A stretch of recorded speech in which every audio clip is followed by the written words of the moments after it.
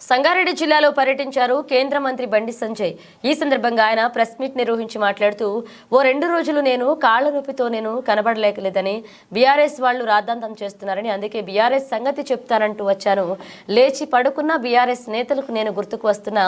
ధాన్యం కొనుగోలు చేయట్లేదు. రాష్ట్ర ప్రభుత్వం 95 లక్షల మెట్రిక్ టన్నుల ధాన్యం కొనుగోలు టార్గెట్ పెట్టుకుందన్నారు. ప్రభుత్వం ధాన్యం కొనకపోవడంతో దళారులకు తక్కువ ధరకు రైతులు అమ్ముకున్నారు. ఎన్నికల సమయంలో ధాన్యానికి 500 బోనస్ అని చెప్పి ఇప్పుడు సన్నవడ్లకే అని అంటున్నారంటూ ఆయన ఆరోపించారు. ఇంకో 10% కూడా అడ్డి కోసం తక్కువ రేటుకి అమ్ముకుంటారు. మద్దతు ధర కూడా దానికి 1800, 1700, 1900 అమ్ముకుంటున్నారు. కేంద్ర ప్రభుత్వం ఇచ్చిన మద్దతు ధర ఎంత అంట 2300. ఇక ఇంకా ఇట్లా లేడీ కావాలని లేడీ ఇచ్చిన ప్రభుత్వం లేడీ చేస్తే ఇంకో 10% అమ్ముకుంటారు. లాస్ట్కి వీళ్ళు ఇచ్చేది ఎంత? ఒక 50% మందికి 500 రూపాయలు బోనస్ ఇవ్వచ్చుగా.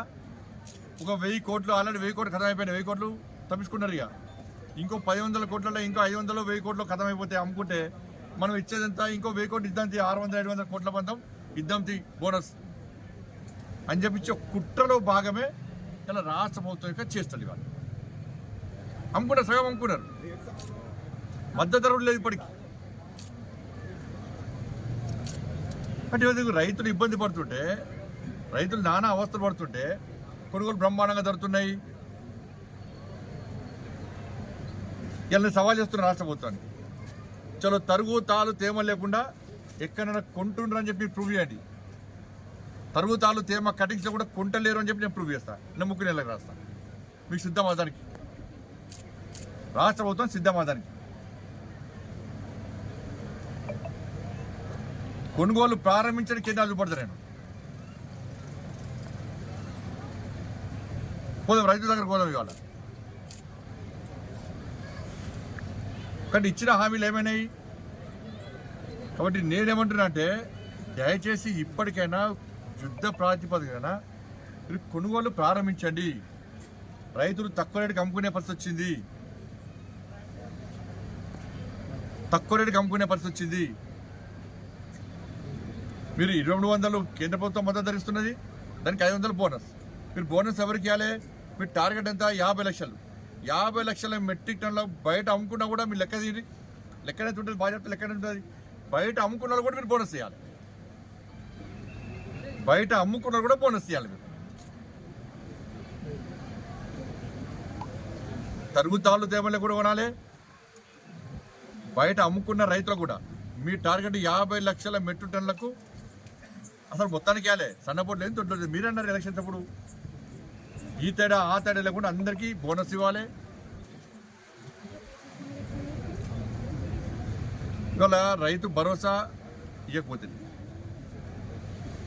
కౌలు రైతులకు రైతు కూలకి ఇస్తున్నారు. వాళ్ళకు 12 రూపాయలు ఇస్తుంటారు. రైతు కూలకు వాళ్ళకి ఇవ్వకపోతుంది. 500 రూపాయలు బోనస్ అంటారు. బోనస్ ఎగ్గొట్టడం ఎంత తగ్గించుకోవాలో అంత తగ్గించుకునే ప్రయత్నం చేయబడుతుంది. కేంద్ర ప్రభుత్వం మద్దతు ధరిస్తే ఆ మద్దతు ధర కొనుగోలు లేక ఇలా తక్కువ అమ్ముకునే విధంగా రైతులను మోసం చేయబడుతుంది. మీరు అప్పుడు తెలంగాణ రాష్ట్రంలో ఆర్ఎస్ ప్రభుత్వం వస్తుందా, ఆర్కే ప్రభుత్వం వస్తుందా? నేను సిద్ధం. నేను సవాల్ చేసిన, వట్టికి లేదు. నేను సవాల్ చేసిన. అదే కాంగ్రెస్ వాళ్ళేమో కేసీఆర్ డైరెక్షన్ తోటే బీజేపీ వాళ్ళు మూసి నిద్ర చేస్తున్నారు. వీళ్ళకు వాళ్ళకు తెల్లాలేస్తే బీజేపీ ఏమంటున్నారు? పన్నా లేచినా తిన్నా పన్నా ఏడిపోయినా కూడా బీజేపీ. వీళ్ళు వాళ్ళకుంటారు. వాళ్ళు వీళ్ళిద్దరికి ఉమ్మడి కనబడేది బీజేపీ. అంటే ఇప్పుడు మూసి నిద్ర ఎందుకు చేస్తుంది సార్ బీజేపీ పార్టీ? మేము మూసి ప్రక్షాళనకు, మూసి పునరుజ్జీవానికి భారతీయ జనతా పార్టీ వ్యతిరేకం కానే కాదు. మా డిమాండ్ అలా, మా బాధల్లో ఒకటే, పేద ప్రజల ఇల్లు కూల్చకండి. మూసి ప్రక్షాళన పేరుతోని 1,50,000 కోట్లను దంచుకోకండి, చంపుకోకండి. ఈ రెండింటి మాత్రం వ్యతిరేకం. మూసి ప్రక్షాళనకు మేము వ్యతిరేకం కానే కాదు. మూసి ప్రక్షాళన జరగాలని కోరిందా మేము, కానీ చంపుకోమని కోరింది మేము కాదు. పేదలను ముడిచిపడమే మేము కాదు. కేంద్ర మంత్రి కిషన్ రెడ్డి గారిని ఇలా నిజాయితీగా కొనుగోలు జరిగితే ఇలా పైసలు లాభం ఉండదు. ఇప్పుడు ఏం చేస్తారు? బయట బ్రోకర్లకు అమ్ముకుంటే బ్రోకర్ల ద్వారా కమిషన్ వస్తుంది. వీళ్ళకు బ్రోకర్లకు అమ్ముకుంటే కమిషన్ వస్తుంది. ఈ బోనస్ తప్పించుకోవచ్చు, 50% బోనస్ తప్పించుకోవచ్చు. ఈ 2 కుట్రలో భాగమే ఇలా రైతులు ఇబ్బంది పడుతున్న విధానం. అది గోసపడుతున్నారు రైతులు, ఎక్కడ ముట్టుకుంటున్నారు, వెళ్ళి పడుతున్నారు రైతులు.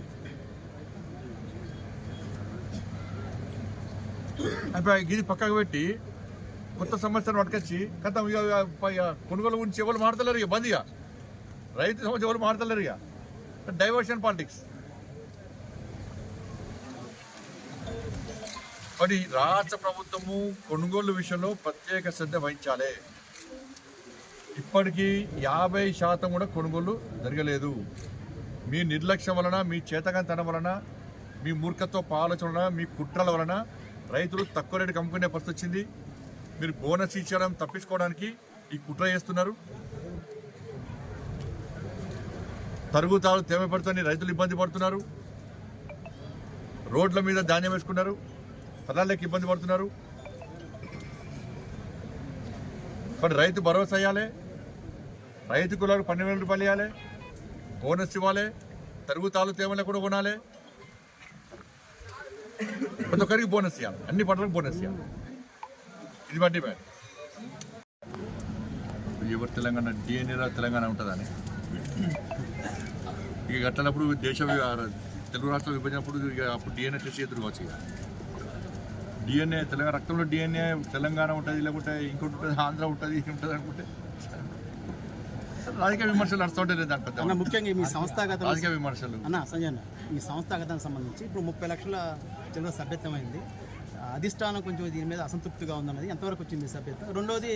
రెండో క్వశ్చన్, బీజేపీ అధ్యక్షులు త్వరలో బండి సంజయ్ రాబోతున్నారు అనేది ఒక నడుస్తుంది. నేను కేంద్ర మంత్రిని, నాకు అధ్యక్షుడు ఇచ్చే అవకాశం ఉండనే ఉండదు. నేను మళ్ళీ క్లారిటీ చెప్తున్నాను. కిషన్ రెడ్డి గారు నన్నప్పుడు మార్చే సందర్భంలో కిషన్ రెడ్డి గారు కేంద్ర మంత్రిగా ఉన్నారు కాబట్టి వారికి ఎగ్జామ్షన్ ఇచ్చారు. జేపీ నడ్డా గారి మెంబర్షిప్ టైం ఉంది కాబట్టి ఎలక్షన్స్ కాబట్టి వారు ఇచ్చారు. బట్ భారతీయ జనతా పార్టీలో ఆ అవకాశం ఉండదు. నన్ను రాష్ట్ర అధ్యక్షుడిగా చేసే అవకాశం ఉండదు. నన్ను మొన్ననే కేంద్ర మంత్రి చేసి నాకు మంచి అవకాశం ఇచ్చారు. కాబట్టి రాష్ట్ర అధ్యక్షుడిగా నన్ను చేసే అవకాశం ఉండదు, నన్ను నియమించే అవకాశం ఉండనే ఉండదు. ఇది తప్పు, 100% తప్పు. మెంబర్షిప్ విషయంలో భారతీయ జనతా పార్టీ పోయినసారి కంటే 3 రెట్లు ఎక్కువ మెంబర్షిప్ చేస్తాం. కేంద్ర ప్రభుత్వం, కేంద్ర నాయకత్వ టార్గెట్ను రీచ్ అయిన వాళ్ళని. కాబట్టి మొదట్లో కొంచెం తక్కువైనప్పుడు కూడా మెంబర్షిప్ ఇన్ఛార్జ్ అనేటువంటి రామచంద్ర గారు చాలా కష్టపడి పనిచేస్తున్నారు, చాలా ఇష్టపడి పనిచేస్తున్నారు, పూర్తి సమయం ఇచ్చి పనిచేస్తున్నారు. కాబట్టి 30 లక్షల మెంబర్షిప్ దాటింది. అది దాదాపు 40 లక్షలు కాబోతుంది. ధన్యవాదాలు. మన కరీంనగర్ ఎంపీ, అదేవిధంగా మన మినిస్టర్ హోంశాఖ మంత్రి వాళ్ళు సహాయక హోంశాఖ మంత్రి మళ్ళా తరుగు తాలు తేమ పేరుతోని కటింగ్. ఇది తెలంగాణలో రైతుల పరిస్థితి. రాష్ట్ర ప్రభుత్వము ఎన్నికల మేనిఫెస్టోలో ఏం పెట్టారు? ధాన్యానికి సన్నపడ్ల దొడ్డొడ్ల చెప్పలే, ధాన్యానికి 500 రూపాయలు బోనస్ ఇస్తామన్నారు. మళ్ళీ ఇప్పుడు ఏమంటున్నారు? సన్నపొడ్లకే ఇస్తా అంటున్నారు. పాలసీ మార్చేసి ప్రభుత్వం రాకముందు, ప్రభుత్వం వచ్చిన తర్వాత వచ్చిన కన్నా ఇస్తారా అంటే ఎంత గ్యాంబ్లింగ్, ఎంత దుర్మార్గం అంటే రాష్ట్ర ప్రభుత్వం అది. ఇవాళ మన రాష్ట్ర ముఖ్యమంత్రి గారు ఏమన్నారు, సంబంధిత మంత్రి ఏమన్నాడు? 50 లక్షల మెట్రిక్ టన్నుల ధాన్యానికి సన్నబోట్లు, ఈ సన్నబోట్లకు మేము బోనస్ ఇస్తాం, 500 రూపాయలు బోనస్ ఇస్తామన్నారు. దీనికోసము 2,500 కోట్ల 2,500 కోట్ల రూపాయలు, 20,000 కోట్ల రూపాయలు మేము దీనికి పెట్టుకోవాలి. మేము రెడీ ఉన్నాయి, పైసలు ఇచ్చేస్తాం. 2,500 crores ఇవి. మరి ఇవి కార్యకర్తగా దాదాపు 15-20 సంవత్సరాల నుంచి కరీంనగర్లో పనిచేస్తున్నటువంటి సాయి కార్యకర్త యొక్క వివాహం కోసం రావడం జరిగింది. ఒక 2 రోజులు అనవాళ్ళే పాపం, నేను కాళ్ళు నొప్పి ఉందని చెప్పాను. టీఆర్ఎస్ పరేషన్ అవుతుంది మాకు. 2 రోజులు బండి సంజయ్ కనవడం కూడానే ఏడి బండి సంజయ్ అంటున్నాడు. బీఆర్ఎస్ వాళ్ళకు పండుకున్నా లేచినా ఏడవేళ కూడా బండి సంజయ్ గుర్తొస్తున్నారు. నిన్న మాట్లాడుతున్నారు బండి సంజయ్ ఏడవలే, 2 రోజులు కాలినప్పుడే అందుకే బయటకు వెళ్ళి మళ్ళీ బయటకు వస్తే మీ సంగతి చెప్పడానికి వచ్చింది. ముఖ్యంగా తెలంగాణ రాష్ట్రంలో కొనుగోలు సరిగా జరగకపోవడం వలన రైతులు నానా అవస్థలు పడుతున్నారు. ఇప్పటికీ ఇంకా కొనుగోలు కేంద్రాలు ప్రారంభించాలి చాలా ప్రాంతాల్లో. మొదట ప్రారంభించినప్పుడే ఇంకా దాదాపు 1700 కొనుగోలు కేంద్రాలు ప్రారంభించనే లేదు. కొనుగోలు కేంద్రాలు ప్రారంభించిన ప్రాంతాల్లో కొనుగోలు ప్రారంభం కాదు. రైతులు వడ్లను తీసుకొచ్చి కొనుగోలు కేంద్రాలు పోసారు. అక్కడ స్థలాలు లేకుండా రోడ్ల మీద పోసుకున్నారు.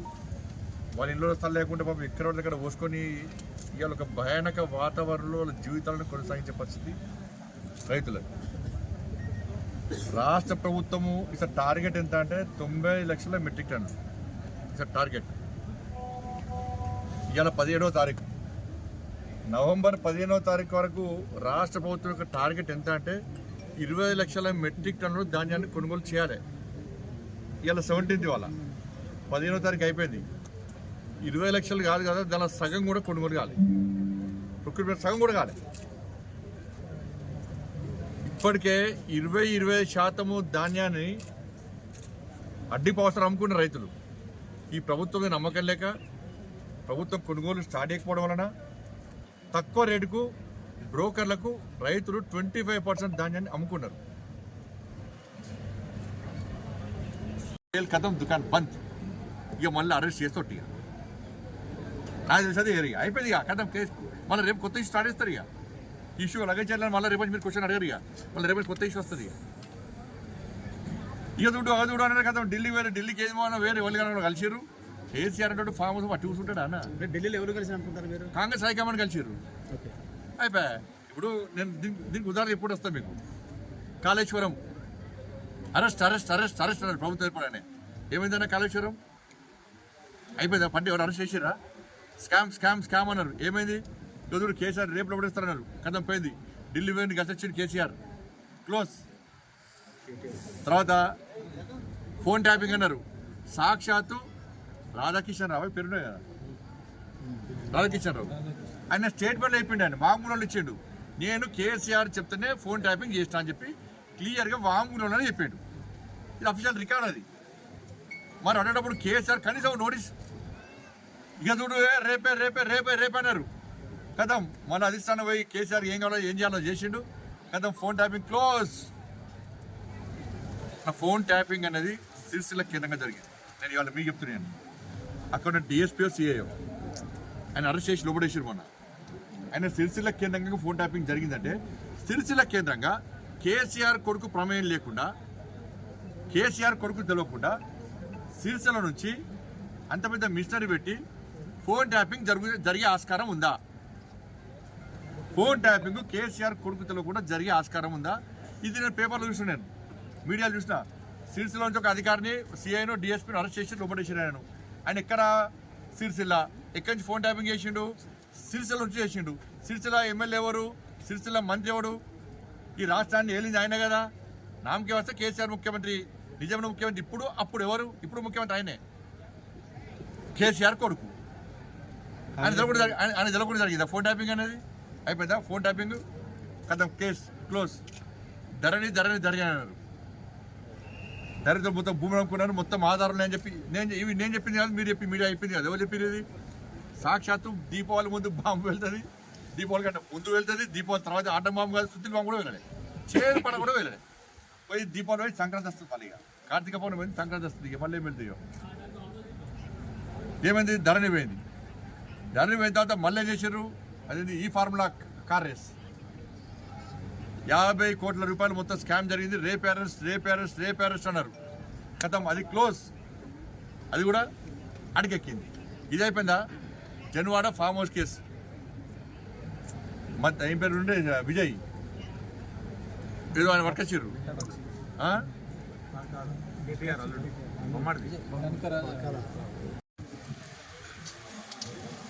మేము ఫార్మాసిటీకి వ్యతిరేకం కాదు. దేశంలో అనేక ప్రాంతాలు కట్టింది. వాళ్ళ ఫార్మాసిటీ అక్కడ రైతులకు అన్యాయం జరగకుండా రైతులను ఒప్పించి, రైతులను మెప్పించి, వాళ్ళతో చర్చలు జరిపి, వాళ్ళకి అన్ని విధాల న్యాయం చేసి వాళ్ళు ఒప్పుకున్న తర్వాత ఇలా ఫార్మాసిటీ కడతారా ఇంకేం సిటీ కడతారో కట్టుకొని ఎవ్వరికి ఇబ్బంది లేదు. రైతు కూడా సహకరిస్తారు. కానీ రైతుల గురించి ఆలోచించకుండా, వాళ్ళ సమస్య పరిష్కరించకుండా, వాళ్ళ ఆలోచనలు వినకుండా, వాళ్ళ బాధలు కష్టాలు వినకుండా, వాళ్ళకు న్యాయం చేయకుండా దౌర్జన్యంగా మేము ఫార్మాసిటీ కడతాం, మీరు మీ స్థలాలు మీ ఇల్లు ఇచ్చేయాల్సిందే అంటే రాచరిక పాలన ఇదేమన్నా? ఇదెక్కడ పాలన ఇది? ఏమైంది ఇలా గతంలో బీఆర్ఎస్ పార్టీ అక్కడనే ఫార్మాసిటీ గిట్ట చేసింది. ఇవాళ ఇక్కడ కూడా చూడండి, మీరు ఆలోచించారు, ఇక్కడ మీడియా మిత్రులు ఆలోచించాలి. ఇక్కడ కూడా ఇప్పుడు రైతుల సమస్య ఏంది? ఇక్కడ కూడా వికారాబాద్ రైతులకు సంబంధించి మరి రైతులు ఇబ్బంది పడుతున్నారు, పేద ప్రజలు ఇబ్బంది పడుతున్నారు, చర్చ జరుగుతలేదు. వీళ్ళు విధ్వంసం చేసిరని వీళ్ళు చేయలేదని వాళ్ళు సమస్య వచ్చింది. అలా వాళ్ళ టాపిక్ డైవర్ట్ చేసినారు. అరౌండ్ ఇష్యూ డైవర్ట్ అయింది. చర్చ దేని మీద జరగాలి? అక్కడ రైతులు వాళ్ళ సమస్యల మీద ఆందోళన చేస్తున్నారు, వాళ్ళ బాధలు చెప్పుకుంటున్నారు. మా కష్టాలు వినండి, మా బాధలు వినండి, మాకు న్యాయం చేసిన తర్వాతనే మీరు ఫార్మాసిటీ కట్టుకోండి అని చెప్పి వాళ్ళ రైతులు బాధను వ్యక్తం చేస్తున్నారు. మరి ఆ సమస్య మీద చర్చ లేదు. ఇప్పుడు ఆ సమస్య చర్చ లేదు. వీళ్ళు వాళ్ళ మీద దాడి చేసినట్టు వీళ్ళు మొత్తం ఇదే పరిస్థితి. వాళ్ళ అసలు చర్చ పక్కమైంది, ధాన్యం చర్చ పక్కమైంది, ఇక్కడ వికారాబాద్ రైతుల సమస్య, రైతుల పేద ప్రజల సమస్య పక్కమైంది. బీఆర్ఎస్ వర్సెస్ కాంగ్రెస్ సమస్య మారింది. వీళ్ళు వాళ్ళ గురించి మాడతలేరు, వాళ్ళు వీళ్ళ గురించి మాడతలేరు. కలెక్టర్ గారి మీద దాడి చేయడము తప్పదు. ఇది రైతులు మాత్రం దాడి చేయలే. రైతులు అక్కడ పేద ప్రజలకు అటువంటి ఆలోచన లేదు. వాళ్ళకు ఉన్నతాధికారులను గౌరవించాలి, వాళ్ళు మన అధికారులు మనల్ని పాలిస్తారు, మనకు సహకరిస్తారని చెప్పి ఆలోచన ఉంటుంది వాళ్ళకి. వాళ్ళ బీఆర్ఎస్ వాళ్ళు దాడి చేశారని చెప్పింది ఎవరైనా ప్రభుత్వం చెప్పింది. దీని వెనుక కేసీఆర్ కొడుకునని చెప్పింది ఎవరు? ప్రభుత్వం చెప్పింది. మరి ఏమైంది? కేసీఆర్ కొడుకుని ఎందుకు లోపడేస్తలేరు?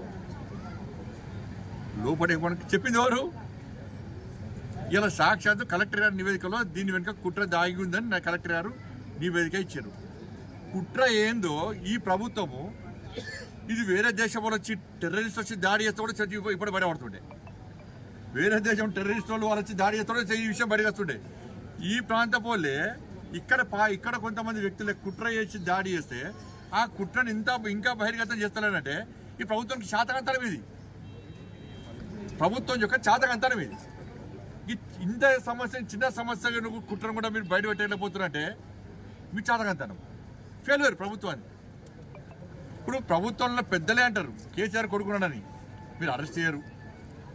ఈ ప్రభుత్వమే అంటది దీనికి బీఆర్ఎస్ దాడి చేసిరని చెప్పి ఒక్కరిద్దరు అరెస్ట్ చేస్తారు, 10 మంది అరెస్ట్ చేస్తారు, అమాయకులను అరెస్ట్ చేస్తారు. విడిపోయారని అమాయకులను ఎందుకు అరెస్ట్ చేస్తారు? వదిలిపెట్టిన వాళ్ళు వెంటనే వాళ్ళు దాడి చేశారు. మీరే పడితే బీఆర్ఎస్ కుట్ర చేశారని మరి రైతులను అరెస్ట్ చేస్తున్నారు. మీరు రైతులు ఏ పాపం చేసింది వాళ్ళ? మరి కుట్ర చేసినాక మరి కేసీఆర్ కొడుకును అరెస్ట్ చేయడానికి మీకున్న ఇబ్బంది ఏంది? టీవీలలో 2 రోజులు మోతం మోగింది. పాపం ఆయన కూడా హైబద్దినాడు. హైబద్దిని ఏ టీవీలకి ఇంటర్వ్యూలు వీళ్ళ ఈ టీవీ ఛానల్ ఇంటర్వ్యూ ఇచ్చిండు, ఆ టీవీ ఛానల్ ఇంటర్వ్యూ ఇచ్చిండు, అదే వీనే ప్రదర్శించిండు, నక్క వీనే ప్రదర్శించిండు. నేను నోట్లు వెళ్ళబెడతాడు కోరిక అన్నట్టు చూపడుతుండే. అబ్బా ఎంత నట సార్వభౌముడు వేరు నిజంగా కేసీఆర్ కొడుక. నీ నటన చూసినాక ప్రజలు నవ్వుకుంటారు, చీతు అని నవ్వుతున్నారు. నీకు ఏం తెలియదు, నువ్వు అమాయకుడు. నువ్వు కానీ మొత్తం కూడా ప్రభుత్వం యొక్క వైఫల్యము, చాతకంతనము. ఇప్పటికైనా ప్రభుత్వము అక్కడ పేద ప్రజల మీద దృష్టి పెట్టకండి. కుట్ర చేసిన అరెస్ట్ చేస్తారా చేయరా? ఏమైంది? కథం ఢిల్లీకి పోయా సమస్య, ఢిల్లీ కాంగ్రెస్ హైకమాండ్ దగ్గరికి పోయింది. బామర్దే దొరికిపోయింది. ఇంకా దొరికిండు ఇచ్చిపెట్టారు వీళ్ళు. ఇప్పుడు పట్టుకుంటాం కాదు, పట్టుకున్న ఇచ్చిపెట్టారు వీళ్ళు. ఇప్పుడు దాన్ని ఏం చేశారు? 2 రోజులు మీరు టీవీలో అన్న మమ్మల్ని పిక్చర్ చేస్తున్నారు. మీరు ఏం తెలియకుండా బ్రేకింగ్ అని మొత్తం ఆటాడిస్తారు. పాపం కెమెరామెన్లు, రిపోర్టర్లు అయితే ఆడ పోయి ఆ ఫామ్ హౌస్ పోయి ఇంకా చూడు అని నూకేసినా, కింద పడేసినా, మీద పడేసినా, ఇంకా చూడు అంటే ఆయన కథ పిక్కింది. ఆయన దొరికిన పెట్టారు. ఈ అరెస్ట్ అది ఎక్కింది. ఎట్లా పోయింది? అది మళ్ళీ ఢిల్లీ పోయింది. మీకు ఏమర్థమవుతుంది చెప్పండి? దీనిలో మీకు ఏమర్థమవుతుంది? కాబట్టి వీళ్ళు వాళ్ళు కలిసి ఈ డ్రామాలు ఆడుతున్నారు. ఇక్కడ ఇద్దరు ముఖ్యమంత్రులు, ఒక్కరేమో రేవంత్ రెడ్డి గారు, ఇంకోరేమో కేసీఆర్ కొడుకు. ఇక్కడ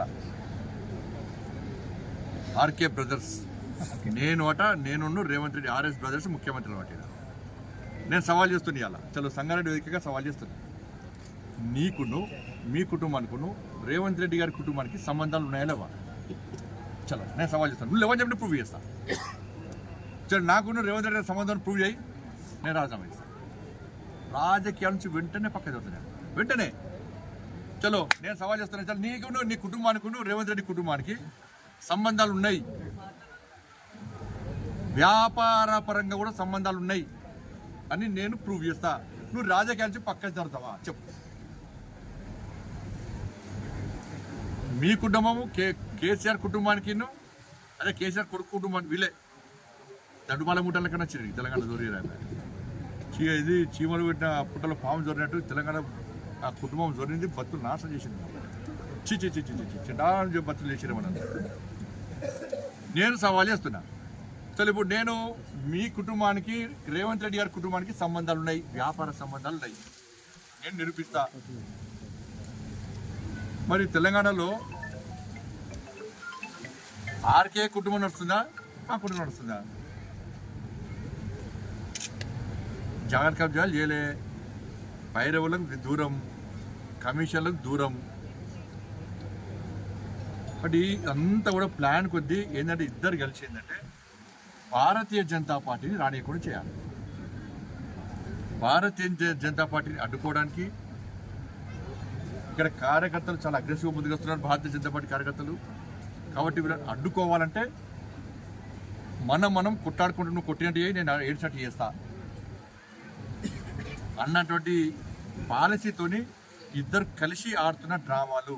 లేకుంటే గిన్ని విషయాలు చెప్పినా ఏ ఒక్క విషయం మీద విచారణ లేదు, ఏ ఒక్క విషయంలో అరెస్టులు లేవు, ఏ ఒక్క విషయంలో కనీసం నోటీసులు లేవు. ఏం జరుగుతుంది తెలంగాణలో? సాక్షాత్తు జిల్లా కలెక్టర్ గారి మీద దాడి చేస్తే కుట్ర చేస్తున్న అరెస్ట్ చేయకుంటే నేను ఇదే చెప్పిన, బీఆర్ఎస్ పార్టీ విధ్వంసకర పార్టీ, అసలు ఈ పార్టీని బ్యాన్ చేయాలి తెలంగాణ రాష్ట్రంలో. ఈ పార్టీని బ్యాన్ చేయాలి తెలంగాణ రాష్ట్రంలో. ఇప్పుడు విధ్వంసాలు చేసి మరొక్కసారి ప్రజలను నమ్మించి మోసం చేసి ఏదో ఒక మూమెంట్ తీసుకొచ్చి ప్రజల దృష్టి మళ్లించి రాజకీయ లబ్ధి పొందడానికి ప్రజల మన ప్రాణాలతోని ఆటలాడుతున్నటువంటి పార్టీ బీఆర్ఎస్ పార్టీ. ఇవాళ గ్రూప్ 1 ఎగ్జామ్ అప్పుడు నేనే ఆందోళన పాల్గొన్నా. ఆ రోజు విధ్వంసం చేసే ప్రయత్నం బీఆర్ఎస్ పార్టీ చేసింది. నేను ఆ రోజు చెప్పినాను, ఆ రోజు విధ్వంసం చేసే ప్రయత్నం చేసింది బీఆర్ఎస్ పార్టీ. తర్వాత పోలీసు వాళ్ళ సంస్థల మీద అదే సచివాలయం ముందు విధ్వంసం చేయడానికి బీఆర్ఎస్ పార్టీ ప్రయత్నం చేసింది. ఇవాళ మళ్ళా లైచర్ల విషయంలో కూడా విధ్వంసం చేసే ప్రయత్నం చేసింది. కాబట్టి దీనికి రాష్ట్ర ముఖ్యమంత్రి ఒక చేతకంతనం వలన ఇదంతా జరుగుతుంది. ఇటువంటి విధ్వంసకారులను, విధ్వంసక పార్టీని కంట్రోల్ చేయాల్సిన బాధ్యత రాష్ట్ర ప్రభుత్వం ఉంది. రాష్ట్ర ప్రభుత్వము వీళ్ళు కలిసి విధ్వంసం జరిగినా పర్లేదు, మేము కొట్లాడితే మాకు మాత్రం మీడియాలో స్పేస్ ఉండాలి, మేము మాత్రం కొట్లాడుకోవాలి, లేకుంటే బీజేపీ మధ్యలో వస్తుంది, బీజేపీకి మీడియాలో స్పేస్ లేకుండా చేయాలని చెప్పి ఒక ఆలోచనలో కుట్రలో భాగమే అంతా. కాబట్టి ఈ విషయంలో ప్రజలు ఆలోచించాలి. ఈ అన్ని పక్క పెట్టరు, దయచేసి ఆ కొనుగోలు గురించి ఇక్కడ ఫార్మా సిటీకి సంబంధించి రైతులకు న్యాయం చేయాల్సిందిగా భారతీయ జనతా పార్టీ డిమాండ్ చేస్తుంది.